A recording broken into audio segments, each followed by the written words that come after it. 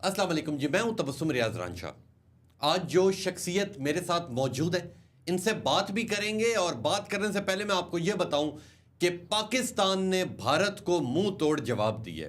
रात की तारीकी में भारत ने बुज़दिलाना तौर पे डरपोक मोदी ने पाकिस्तान के ऊपर हमला किया और यह सोचा कि शायद मैं जीत जाऊंगा या शायद मेरे इस अमल से इंडिया जीत जाएगा, मगर ऐसा कुछ भी नहीं हुआ।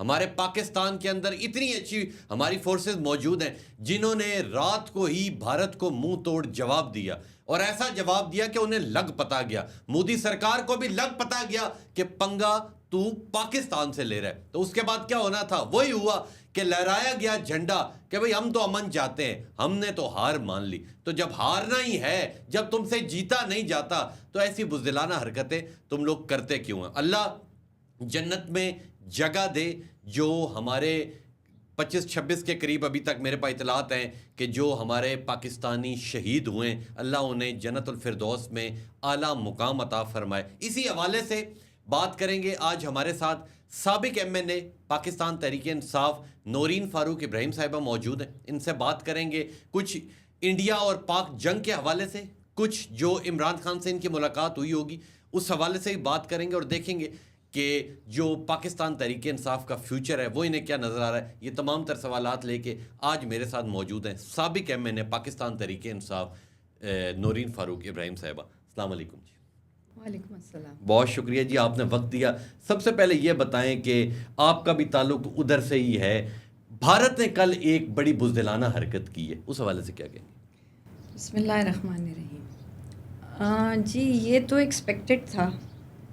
जिस तरह 22 अप्रैल के बाद से जो कुछ हो रहा था, पाकिस्तान की फ़ौज, पाकिस्तान की एयर फोर्सेस तमाम तर ये स्पेकुलेशंस कर रहे थे, और क्योंकि पाकिस्तान ने तो पहल नहीं की और ना पाकिस्तान ने करनी थी, मोदी ने एक बार फिर पूरी दुनिया को, जो कि एक 5वीं इतनी बड़ी इकॉनमी है दुनिया की, बताया कि किस तरह उन्होंने एक गैर जिम्मेदारी का फ़ैसला लिया और अटैक कर दिया। अब अटैक अगर सिर्फ उनके ख़्याल में आज़ाद कश्मीर पर और उन कैंप्स पर जो कि वो समझते हैं कि टेररिस्ट अटैक्स वहाँ से हुए हैं, वहाँ तक महदूद होता तो फिर भी कोई बात थी।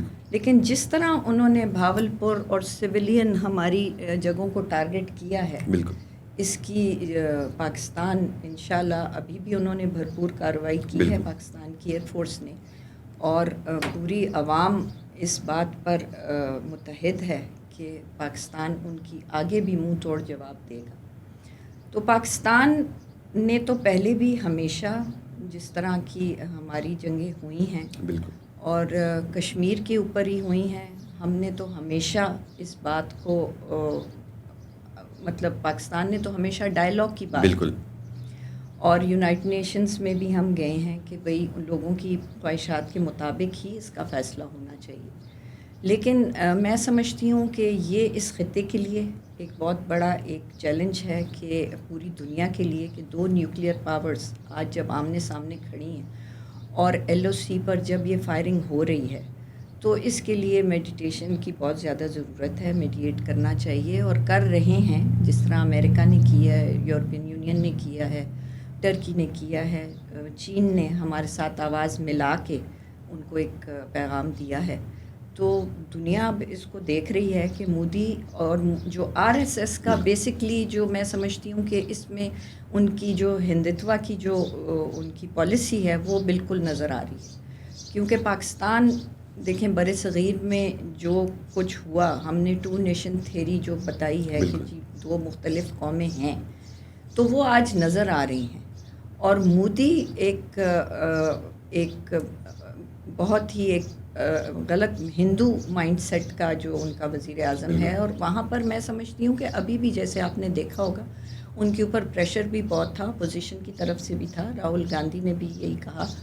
और अभी मैं आने से पहले वो उनका इंटरव्यू सुन रही थी शंकर का, जयशंकर का, तो वहाँ भी पढ़े लिखे सेन माइंडसेट्स हैं जो कि इसको कंडेम कर रहे हैं, क्योंकि पहल करना किसी भी जंग में सारी ज़िम्मेदारी उन पर पड़ती है। پہلگام کا جو اٹیک ہوا، پاکستان نے بالکل دو ٹوک پوری دنیا کے سامنے کہا کہ اس کی ٹرانسپیرنٹ انویسٹیگیشن ہونی چاہیے. تو اس کے لیے پاکستان تیار تھا. بغیر الزام کے انہوں نے یہ اٹیک کیا ہے. تو اب اس کی جوابی کارروائی بھی پاکستان ایئر فورس نے کر دی ہے. اور میں سمجھتی ہوں کہ اگر اس کو یہیں تک روک دیا جائے تو جو دو نیوکلیئر پاورز ہیں ان کے درمیان پھر یہ جنگ بندی ہو سکتی ہے. تو جب سے یہ میٹر چل رہے ہیں ہم نے دیکھا کہ تمام قوم اپنی پاک فوج کے ساتھ کھڑی ہوگی. ٹھیک ہے، آپ کا کیونکہ تعلق پاکستان تحریک انصاف سے ہے، تو پاکستان تحریک انصاف کا کیا پوائنٹ آف ویو ہے؟ عمران خان اندر ہے، باہر کی جو لیڈرشپ ہے وہ بھی ہم دیکھتے ہیں کہ کافی بکھری ہوئی ہے. اس حوالے سے کیا کہیں؟ دیکھیں، یہ ہمارے پاکستان کی بدقسمتی ہے. میں سمجھتی ہوں کہ جہاں اندر ڈومیسٹکلی جب آپ اندر سے کمزور ہوتے ہیں تو دشمن کو ایک موقع مل جاتا ہے. تو ہمیں لیکن اس کی ایک برائٹر سائڈ یہی ہے کہ آج جب اس طرح کا پاکستان کے اوپر جب یہ وقت آ گیا ہے تو پوری قوم متحد ہو گئی. ہم نے اپنے انٹرنل ڈفرینسز کو ختم کر دیا ہے. پوری قوم اپنی پاک فوج کے ساتھ کھڑی ہے. اور ظاہر ہے جہاں قوم اور ملک کی بات آتی ہے تو اس وقت تو ہر انسان، ہم سب پاکستانی ہیں، کیونکہ پاکستان ہے تو پھر پی ٹی آئی ہے، پیپلز پارٹی ہے، نون لیگ ہے. تو پاکستان کے لیے ہم سب متحد ہیں. جہاں تک عمران خان کی بات ہے، دیکھیں جب عمران خان کی حکومت تھی تو پہلی چیز عمران خان نے اپنی پہلی سپیچ میں کیا کہا تھا؟ انہوں نے کہا تھا انڈیا اگر ایک قدم آگے آئے گا تو ہم 2 قدم آگے. تو عمران خان نے تو ہمیشہ امن کی بات کی ہے. امن کوئی بزدلی نہیں ہے. ہم ریشنلی چیزوں کو دیکھ رہے ہیں. اور یہ جو پاکستان کی جو جیو پولیٹیکل پوزیشن ہے، اگر آپ اس کو دیکھیں، جو پاکستان کی لینتھ ہے وہ کوئی 1100 کلومیٹر 1600 کلومیٹر ہے، لیکن ہماری وڈتھ کم ہے. تو انڈیا کا یہ اٹیک کرنا کوئی بہت بڑی، میں سمجھتی ہوں کہ انہوں نے کوئی بہت بڑا مارکا نہیں. وہ ہمیشہ اسی طرح تھوڑا بہت کرتے رہتے ہیں. تو انہوں نے جو کیا ہے وہ ان کے اوپر بھی انٹرنل پریشر تھا، ان کے اوپر بھی ایک سیاسی پریشر تھا، دباؤ تھا، کیونکہ ان کو بھی لگ رہا تھا کہ جیسے اپوزیشن اور جتنے لوگ ہیں وہاں پر وہ ان کو یہ کہہ رہے تھے کہ مودی بزدل ہے، مودی کبھی بھی نہیں کرے گا. تو مودی نے اپنی عوام کو دکھانے کے لیے یہ کر دیا. لیکن اب پاکستان کی ایئر فورس بھی انہوں نے جوابی کارروائی کی، اور جس طرح ان کے جو یہ مثل نئے جو آئے ہیں فرینچ، ان کو انہوں نے روکا ہے. اور میرا خیال ہے کہ اب آگے دیکھتے ہیں کہ کس طرح انہوں نے اس کو لے کے چلنا ہے. لیکن انشاءاللہ امید یہی ہے کہ اس کو یہیں پہ ختم کیا جائے. یہیں پہ ختم کیجیے. اس میں دونوں ملکوں کا فائدہ ہے کہ امن کے ساتھ رہیں. اگر تھوڑی سی بات آپ کی پارٹی کی جائے، ٹھیک ہے، عمران خان کا جیل میں ہونا، باقیوں کا باہر ہونا، شاہ محمود قریشی صاحب بھی اندر ہی ہیں، تو یہ جو باقی جتنے باہر لیڈرشپ موجود ہے، علی امین گنڈا پور صاحب بھی 2 بار آئے، ہم یہ دیکھ رہے ہیں کہ جتنی یہ ٹوٹی بکھری ہوئی پاکستان تحریک انصاف ہے، تو آپ کو اگلے سال یا اگلے 4-5 سالوں میں پاکستان تحریک انصاف کا کیا فیوچر نظر آ رہا ہے؟ دیکھیں، عمران خان جب تک جیل میں ہیں اس کے باوجود آپ دیکھیں جو عوام ہے ان کا جتنا پیار ہے اپنے لیڈر کے ساتھ. میں اس وقت Pakistan Tehreek Insaf as a party بات نہیں کر رہی، میں عمران خان کی لیڈرشپ کی بات کر رہی ہوں کہ جتنا زیادہ ان کو سپریس کیا جا رہا ہے اتنا ہی عوام جو ہے وہ عمران خان کے ساتھ کھڑی ہے. اور آج ایسے موقع پر اتنی بڑی جب پاکستان کی پوری قوم عمران خان کے لیے تڑپ رہی ہے تو اس وقت میرا خیال ہے ان کو ایک APC کرنی چاہیے اور اس کے تحت عمران خان کو باہر لانا چاہیے. کیونکہ عمران خان کا اس وقت ہونا، عمران خان جیسا لیڈر ہی اس کو مودی کو ایک منہ توڑ جواب دے سکتا ہے، اور وہ ہمیشہ اپنی عوام کے لیے ساتھ کھڑے ہیں. اور اس موجودہ گورنمنٹ کو اس وقت عمران خان کی ضرورت ہے، ان کو باہر لانا چاہیے. اور جس طرح انہوں نے ابھی ان کی بہنوں کی جو ملاقات ہوئی اور عمران خان نے بالکل یہی پیغام دیا ہے کہ قوم جو ہے اپنی فوج کے ساتھ کھڑی ہے. تو فیوچر PTI کا بالکل برائٹ ہے. انشاءاللہ آپ دیکھیں گے کہ جس وقت بھی عمران خان باہر آئیں گے، یہ سارے، کیونکہ لیڈرشپ نہ ہونے کی وجہ سے بہت ساری بدگمانیاں بھی پھیلائی جاتی ہیں. کیونکہ جو آپ لوگوں کے پاکستان تحریک انصاف کے لوگ ہیں، مثال کے طور پہ 4 بندے جا کے عمران خان سے ملتے ہیں، وہ جو 4 باہر آتے ہیں تو ان 4 کی باتیں مختلف ہوتی ہیں. ٹھیک ہے، تو آپ کے پاس تو پھر اندر کی کوئی خبریں ہوں گی، جو ان کے اپنے قریبی ان سے ملتے ہوں گے، آپ کے پاس تو اندر کی خبریں ہوں گی. تو خان کیا چاہ رہا ہے؟ دیکھیں پہلی بات تو یہ ہے کہ عمران خان کو کیا وہ پوری انفارمیشن بھی دی جاتی ہے یا نہیں. اب ایک شخص جیل میں ہے, اس کو کیا معلوم کہ باہر کی پہلگام کی جو سچویشن ہوئی, کس طرح ریئیکشن ہوا, کیا ہوا.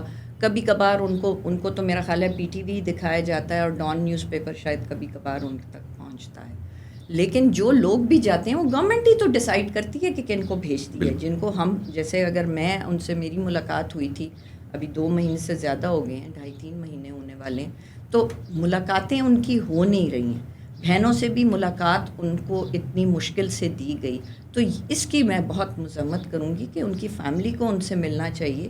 اور ڈر کس چیز کا ہے جی؟ عمران خان ایک پاکستانی ہے, پاکستان کے لیے ہے, وہ کوئی انڈین تو نہیں ہے کہ آپ لوگ اس کو اندر بٹھا کے بیٹھے ہیں. اس نے تو ہمیشہ پہلے پاکستان کی بات کی. تو جب آپ نے 2-2.5 مہینے پہلے عمران خان صاحب سے اڈیالہ جیل میں ملاقات کی, جی کیا بات ہوئی تھی؟ جی اس وقت تو ہم نے سچویشن ڈفرینٹ تھی, ہم نے پارٹی کے حوالے سے ہی بات کی تھی اور انہوں نے ہمیں انسٹرکشنز دی تھیں کہ کن سے ملنا ہے, کیا کرنا ہے اور کس طرح پارٹی کو متحد رکھنا ہے. کہتے ہیں گھبرائے ہوئے ہیں اندر, اب تھک گئے ہیں, اب کہتے ہیں میں نے باہر جانا ہے.